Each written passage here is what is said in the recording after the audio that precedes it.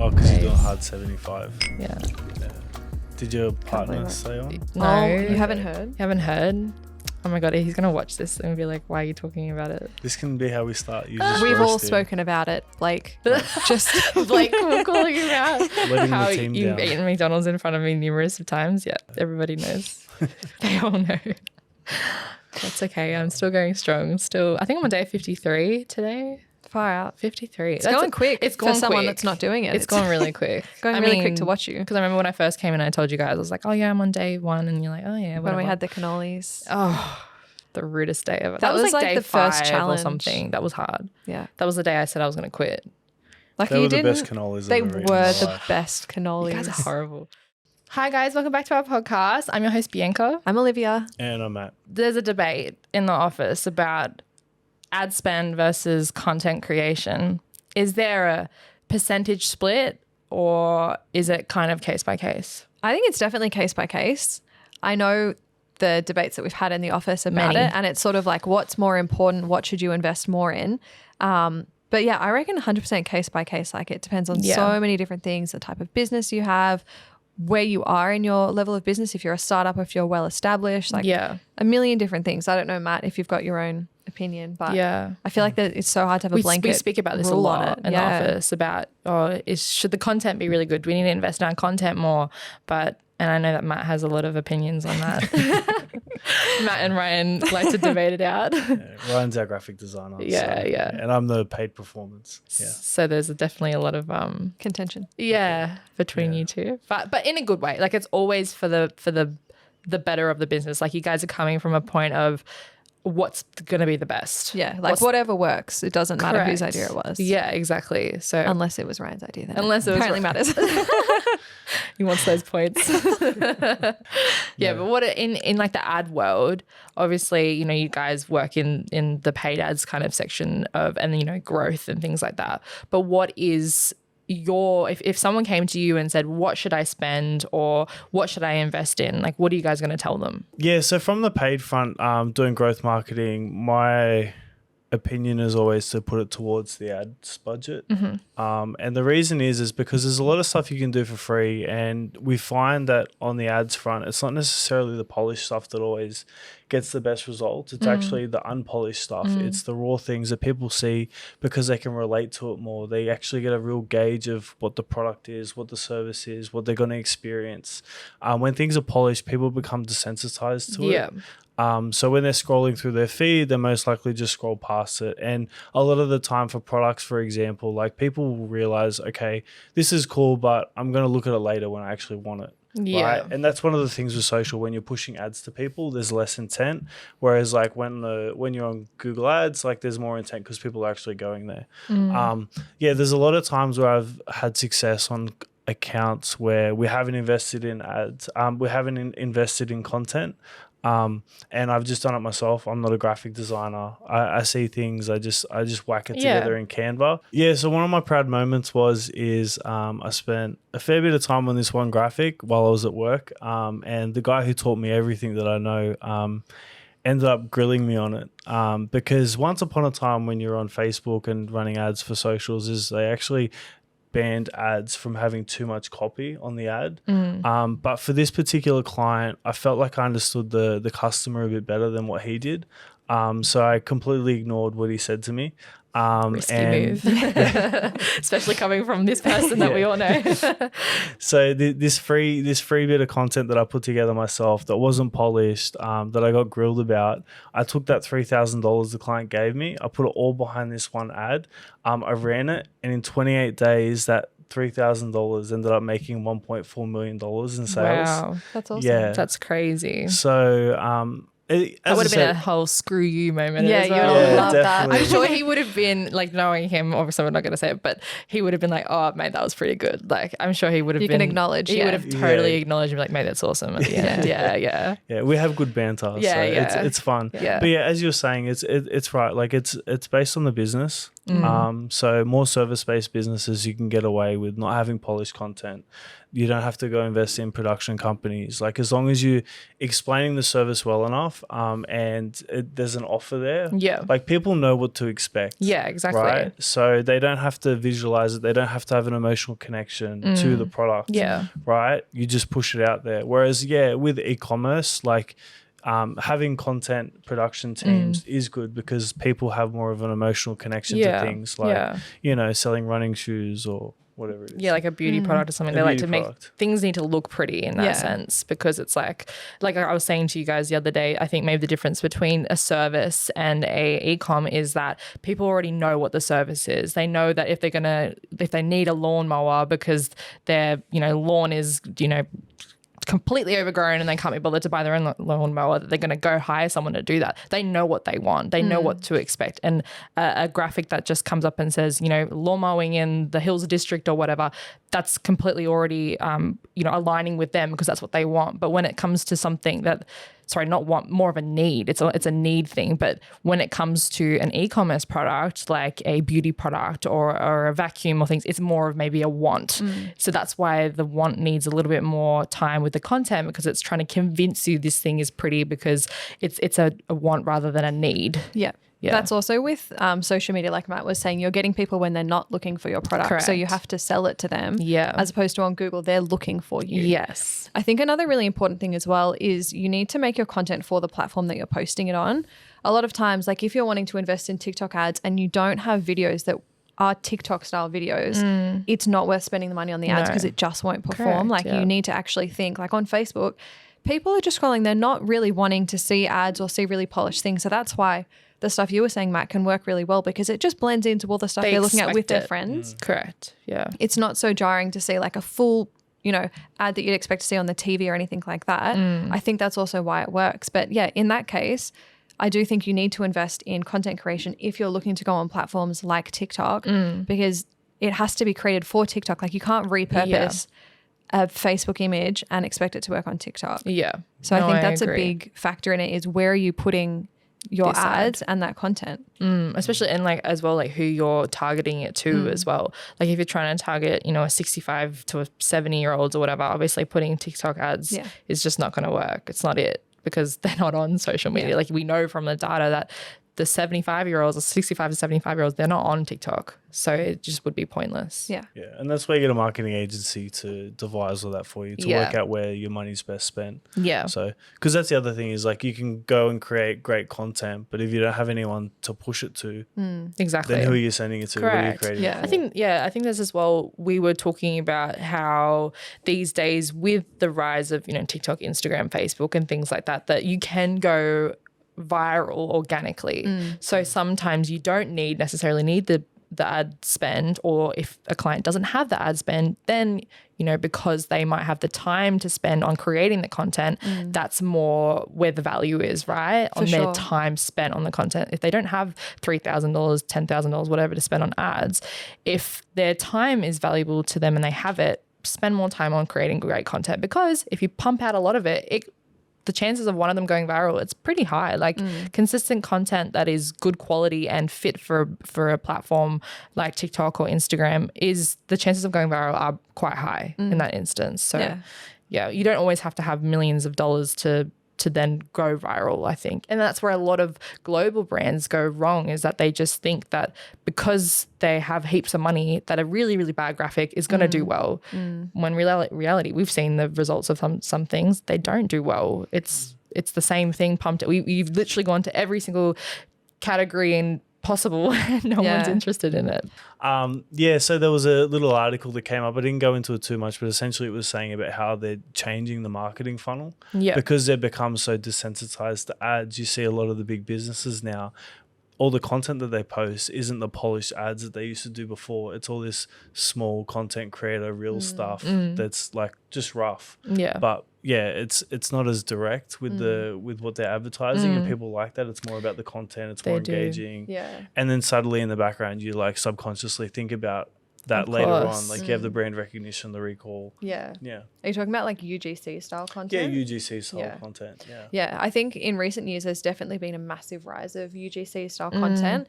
And one thing I know Bianca's very passionate about is EGC as well, which is also really interesting because it follows the same theme, but it is turning it around. Like it's more obvious that it's an ad because it's coming from the people selling it to you in a way. I mean, EGC, if you don't know, is employee generated content. So I completely, I wish, the only thing that I wish that we could do, obviously as an agency, we aren't the in-house. We aren't the in-house face of the brands that we're working for. So that's where, you know, we have that kind of gap of not being able to give that content to to these businesses because we can't all be the face of, you know, the 70 brands that we have at this agency, right? So it's about communicating with the clients that we have and saying, you know, this kind of content is really great and works so well. And it works really well with clients who have in-house social media people because obviously they're there every single day. It's their completely full-time job to then create this EGC. But I love it. It is the best content because I remember the faces of every single person now who does EGC. Like there's this, I think it's Cullen Jewelry. There's a lady who does it and I know her face every time I see her pop up now. And I'm like, that's the face of Cullen Jewelry. And she does it so well. And I wish that we could give that to our clients, but obviously we're not the in-house. So that's why I try to push as much as I can, create that content for yourselves. If you're a business who doesn't know where to start in content creation or you don't know how to start in social media or you haven't started, creating EGC content is the best way to start. Yeah. People want to know about you. They want to know your story. They want to know how you've started things. They want to know how you've gotten to where you are. They want to see the process, the nitty-gritty stuff that many behind people the don't. scenes. Exactly. Behind the scenes stuff is the best. Yeah. I think the best thing about that as well, when we're talking about like what should you invest budget in, you can do that for free. Exactly. Like use an iPhone and just film your everyday stuff at work, like packing orders, going around, like all the stuff that you said. It's totally free and it works really, really well. 100%. So I feel like, if you're tossing between the two and you don't have a lot of budget, invest your time in content, invest your money then in promoting that content. Correct. Yeah. I think as well, I know that, you know, some people in the past who've worked here has said that if you save $5 a day on your coffee or whatever, invest it in, you know, in an ad spend. But I mean, do you guys think that works? Is that not $5 a day? I think it's gonna break the bank. Just enjoy your coffee. Make sure you get to work. Yeah. Like you're not buying don't a skip house. out on your You're bus fare. Yeah. Do you Skipping think your that a avocado toast. small, so say you have a graphic or a video, right, that you have spent some time on and you want to promote it, right, but your budget is really, really small. Say it's like, you know, I don't know what's small, like $200, right? That's obviously not a small amount of money to lots of people, but it is a small amount of money in the ad spend world, right? Yeah. How would you suggest to then split that up? Wow. Probably can't split it. Or how would you recommend to use that money? Like what would you recommend from your experience? Or Matt's question is $200 a day? $200 a day? Yeah. I mean, I don't know, like what? Yeah, $200. Split that into if I came 2 to you right days. now, if I came to you right now and said I've got $200, what would you do with it? It really depends on the business. Yeah. So if you're a service-based business, my recommendation would be, it also depends on the industry. Like, obviously some industries are more expensive. So if you're a lawyer, you may be spending $70 to $110 just for one click on your ad on Google, right? Whereas like if you're just mowing lawns, your cost per click might be $2. Is that because the demand for people mowing lawns is higher than maybe a lawyer? Or it's a combination of like the competition in the market, but then also Google would factor in like, you know, the cost of the service. Like a lawyer's making 30 grand off a job, of course, rather than your they can afford $100 that for a $170 a click. That's a good point. Yeah, I guess as well. But I think maybe as like a small business, like where do you even start in the ads world? Like, do you recommend people to do their own ads? Is it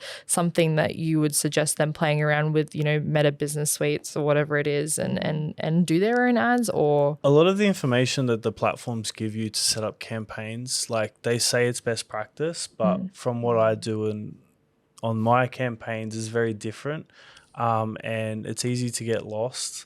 And waste money in areas. Very easy to waste money. Yeah. If you're a small business, I'd probably reach out to maybe a small marketing agency, a freelancer, and work with them to build your account. And then ideally they would get it to a point where it's profitable and you can just keep them on. But yeah, like maybe in that time while they're building it, you can suss it out, work out your own things, try and learn some things from them. But yeah, if you're a service-based business, my recommendation would be to start on Google with your $1,000, $1,500 a month, targeting relevant, so like your service. Maybe have like a brand campaign in there just in case people are looking up for your business. And I would just keep all of the budget on Google. Because it's in market, people are going there, they're searching for your service. If you're a service-based business and you're going onto Facebook or Instagram, like you're pushing ads to people that may not want you. So do you think that's more maybe product-based, social media? Yeah, so social media is good because like you can push your product to people, they can see it. Because they aren't necessarily looking for it.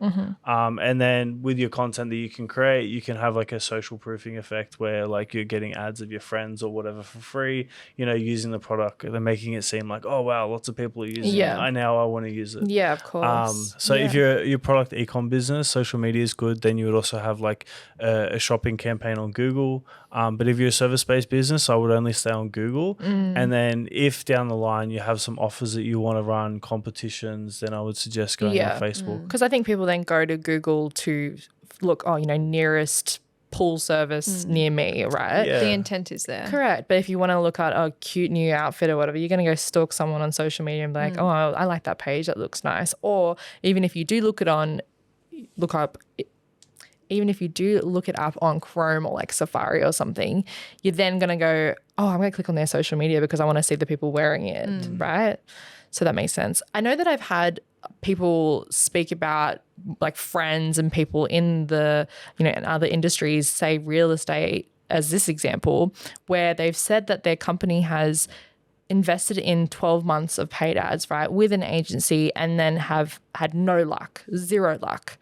Obviously, my reaction is, that's interesting. Why? But what, in your opinion, why would that be the case? That's a long time to still have no luck. That's what I thought. It might be the agency. That's what I thought. But do you think there's like a reason why? Do you think that it's maybe people, they're not trying enough campaigns? They're not maybe spending the budget very well? Then maybe it's time to move on from it. All of the because now they're above. burned, right? They don't want to do paid Of ads. course. It happens a lot, It does. unfortunately, where like you go to maybe the wrong agency and you do get burnt. Yeah. But so many different factors could be that. Like we were saying before, it could just be the wrong graphics that they're using. They could be targeting the wrong people, like endless things. But if they haven't picked up on their own mistakes in a year and fixed it, I would move on. Yeah. Oh, for sure. I think from they have moved on, but now it's just that Trusting it doesn't someone work else. for us. It doesn't work. And I'm like, I don't think there's ever a blanket rule. I mean, correct me if I'm wrong, that paid ads doesn't work for anyone. It's just not correct. There's something that you need to adjust or edit that's not working. That's the reason why you're not getting success from it. There's a sad reality, and I'm not saying it's everyone. There are good marketers out there, but from my experience and working in other agencies, there's a lot of people that did marketing a long time ago, which is traditional marketing before digital. And they haven't fully come across to digital, or they have and they don't really understand it, and they don't have they don't want to spend the time to really learn and experiment, right? So you get a lot of fluff agencies where they focus on impressions and clicks and engagement, and that all sounds good, but what does that really result in, right? So with us and what we do with the performance marketing is we track everything. We back to ad dollars, so people can see like, all right, we got this many leads, this is how much you spent, this is what it costs you, and then on your end you can assess, okay, I've got this many leads during this time based on these campaigns, and that's how you see your ROI. And I don't understand why. Like there's a lot of agencies that still don't do that for some odd reason. I think you guys as well having that kind of structure implemented as well is that you guys, if something's not working after a month or whatever, you're not going to continue doing it for 12 months. You're like, obviously, I'm not going to waste this person's money.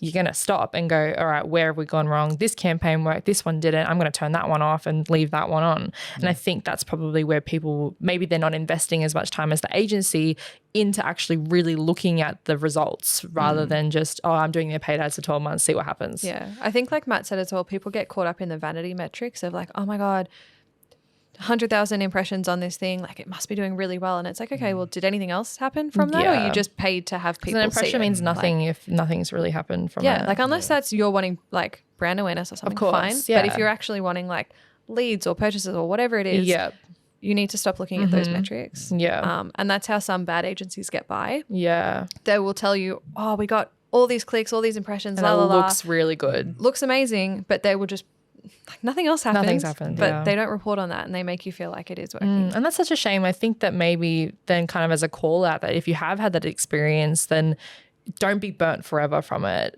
Paid ads will always work for everybody in some kind of aspect, right? Whether it's you need better content or you need a better agency or you need more of a budget or whatever it is, I think that you shouldn't just be burnt in a situation and just completely never do it again, because paid ads makes millions, as you just said before as your example. You spent $3,000 and you got millions of dollars, like over $1 million from it. That is a crazy investment for I don't know how many times that is, but it's a lot of money, right?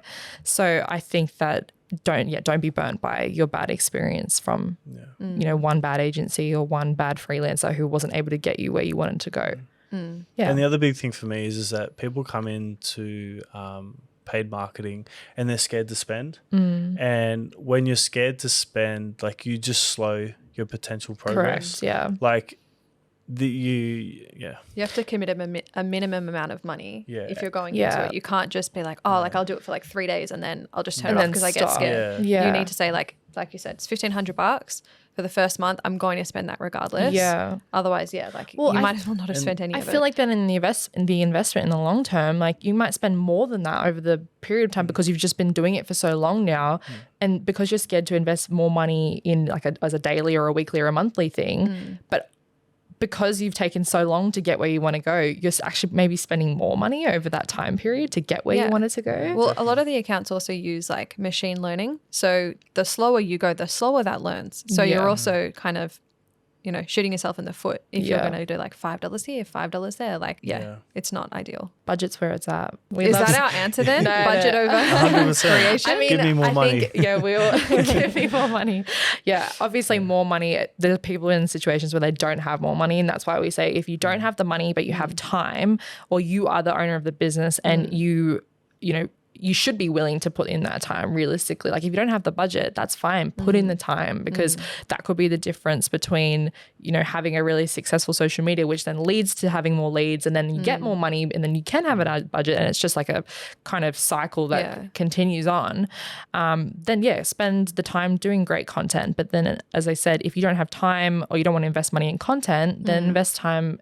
Your ad spend, increase that ad spend budget, because as Matt said, you could have a really bad graphic, poorly designed, whatever graphic, but it works really, really well. And you've been able to spend 5 minutes, 2 hours on it or whatever it is and make $1 million. I think that's a really, it's very unpredictable, but also not impossible to make money from things that don't spend weeks and weeks on to invest in, if that makes sense.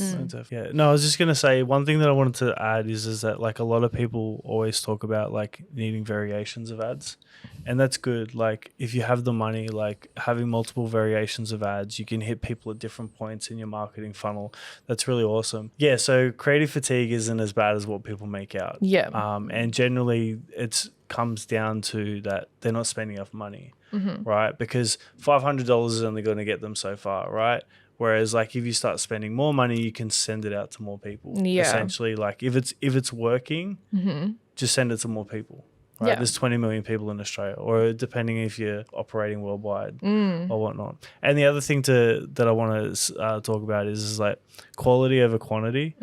Like, we get a lot of clients, sometimes they see that maybe a cost per lead is $200, right? And they're like, oh, that's not good enough, right? But that $200 lead is a 100% qualified customer that gets a sale, right? But then sometimes clients want to see that they're getting 20 leads for $10, right? Yeah. But all those 20 leads might be terrible. They'll never go through. They won't actually buy anything. Yeah. So on their end, they also need to look at like what leads are converting into actual sales. Yeah. And, Yeah, I think that's a good point to say, because it might look better. Oh yeah, I'm getting $10 a lead or whatever, but are you actually getting that lead completed? Like, is that a completed job now? And if the $200 lead has always been guaranteed, or is a 90% guaranteed to get jobs, like, why would why would that be a bad thing? Just because it has that $200 mark on it. If you're getting a $30,000 deal from it, that's a great investment. Yeah. So I think that, as you said, looking at it in a more of a positive way rather than just the numbers metric way. Like you said, the impressions look so great, but if you're not actually getting anything out of it, then why are you still continuing? It's not meant to just be something where you get impressions from, because realistically, that's not a great investment. You're not getting anything from it. If you're not getting money from it, then what's the point? So, I think that's a really good point to say about, especially for growth of companies as well. Yeah. Well, from my perspective, obviously I do a lot of content creation as part of social media. So I am more, obviously, because it's, what I do on the content creation side. No offense, Matt. But That's all right. I love what you just say. I love content. Yeah. Like it helps me. I just need more of it. Yeah. Oh, same. I need more of it too. I feel like there's never, you can never have enough of content. I think, and you can never have, that's completely going against what you said about having too many things or having too much content to go through. But for the content side, having too much content is a great problem to have. Amazing. I mean, in my opinion, I love it because then I have a million things to post. I have a million different faces, different options to go through. If that's not working, I can just scrap that and put something else in, because I have that data, not database, like a drive full of millions of different pieces of content. And I always say, like, one shoot a quarter is like not enough. A lot of our clients, a lot of our clients do a minimum of one shoot a month, and that's kind of what we say. We have to have a minimum shoot a month, otherwise we physically don't have anything, and that obviously affects results and affects the growth of the socials and things like that. But some companies shoot every day. They have internal, shoots and they have an in-house photography and videography done every day, and you can see the physical difference between those social medias and their growth, and even their ads and stuff, because their content is just so fresh. And I think that's the thing, fresh content you have to these days, in my opinion. Fresh. I agree. I think I'm kind of like in between yours and Matt's opinion. Like I 100% agree with Matt. You need a certain level of ad spend to make things worthwhile even going into it. But I also I have such a big emphasis on content creation and this, we've done a lot of shoots and stuff together. Having the right content and purpose made content is so important. And I'm of the opinion, if what you're putting on the ads is not good enough, I would just not run the ads. Yeah. I think you need to start with a base level of some form of quality content before you think of ads. Yeah. I think so too, from this perspective of if you've got no money, just invest in your content time as well. Obviously what Matt said, it's so case by case basis though. Your company could totally have the worst content and do great, but you have to understand your own market and what works before you can make those decisions. You can't just say, oh, that worked for them, so that's going to work for me. That is never the case. And we all know that there's so many people who come to us, I want to do it exactly like this person. I'm like, it works exactly for that person because it's for them, right? They've already kind of trademarked that's their stuff, but because it worked for them, it might not work for you. And we can't ever guarantee that. Clients come to us all the time, why is our competitors doing this? Why don't we do that? And it's like, well, first of all, you don't want to do that. Second of all, it's just because it's worked for them. They might have $100,000 budget. Do you have $100,000 budget? If you don't, that's completely fine. But we're going to have to look at it at a different perspective, because we don't have $1 million to spend on influencers. If you're going to get a creator who's got 10 million followers, you're going to have the budget for a $10 million follower creator, because I think it's just hard. You can't compare yourself. You have to stop comparing yourself to other businesses and just do it right and find what works for you on your own. Social listening and listening to other clients, seeing what they do, following competitors is obviously a super important part of market research when it comes to your strategy and things. But finding your own independent way to get into the niche and get your followers and get the leads and stuff like that is a great way to stand out in the industry. Yeah, especially if you're oversaturated. And there's a great comment about testing, Olivia, where you're talking about, or essentially if you are scared to spend, you can just test organically. Obviously, if you are starting to spend and you're only spending a small amount, you're just delaying finding out what works and what doesn't. But if you don't have the budget, then you can test organically. And then once you have something that works, then put money behind it. I think a really interesting case study with that is Brittany Saunders and her clothing line We Fate. love her socials. She's like yeah. the best.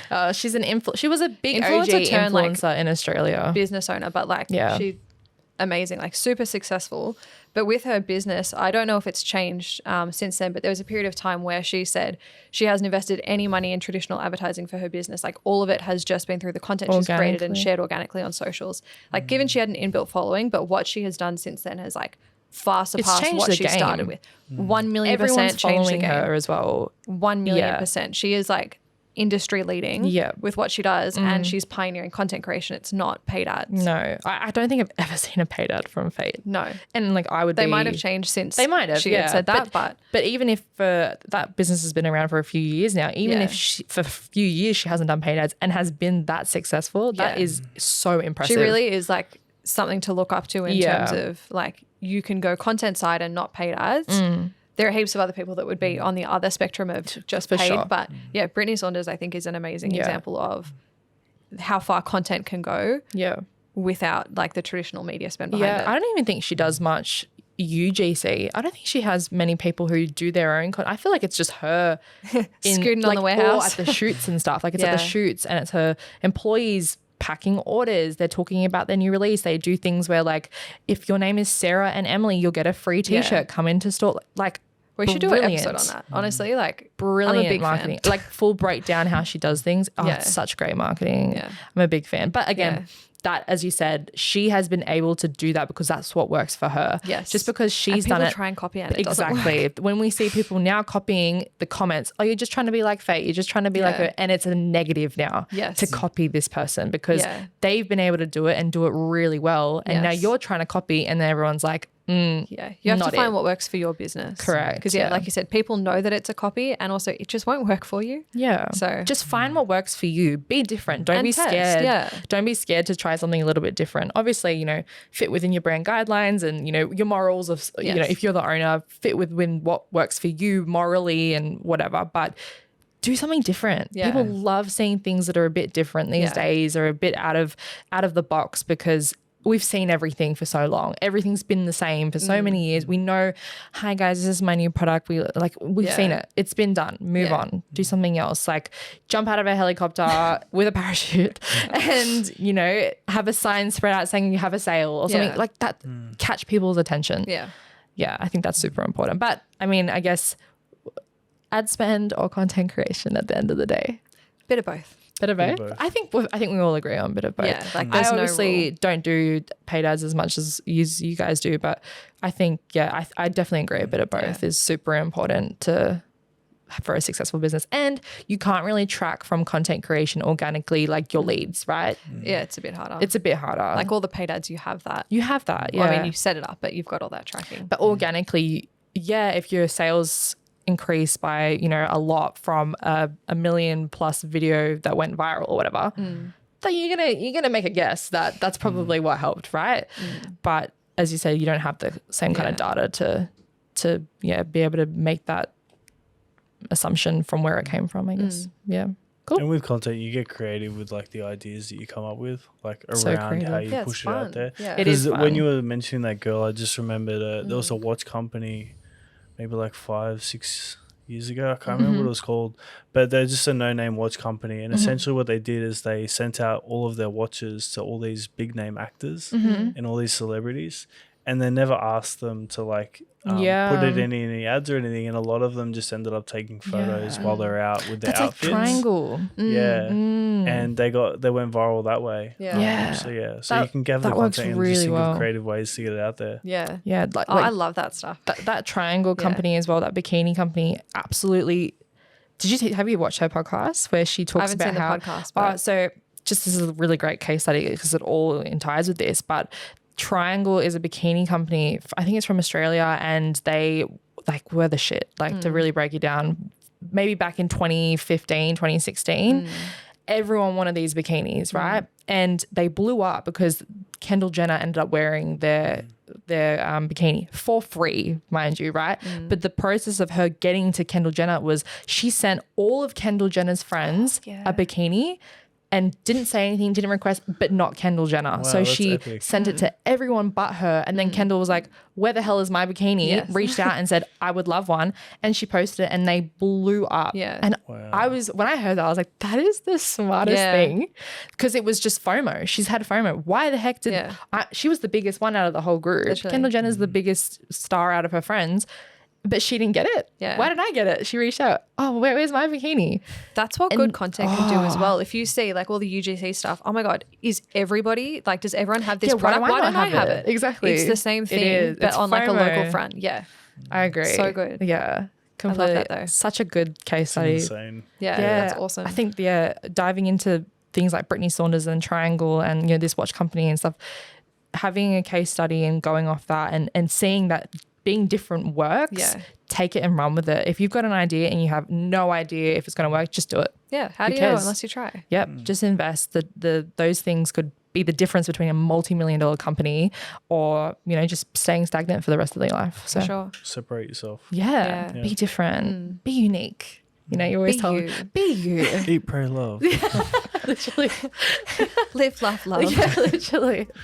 Oh, cool. That was good, guys. I think that was a really good chat. Thanks so much for tuning in, guys. Be sure to follow us to catch our next episode on all of our streaming platforms.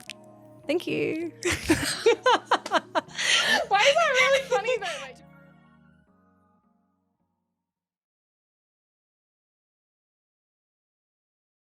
Thanks so much for tuning into this week's episode. Remember to follow us on all of our streaming platforms and we'll catch you in the next episode. Thanks. Bye. Bye.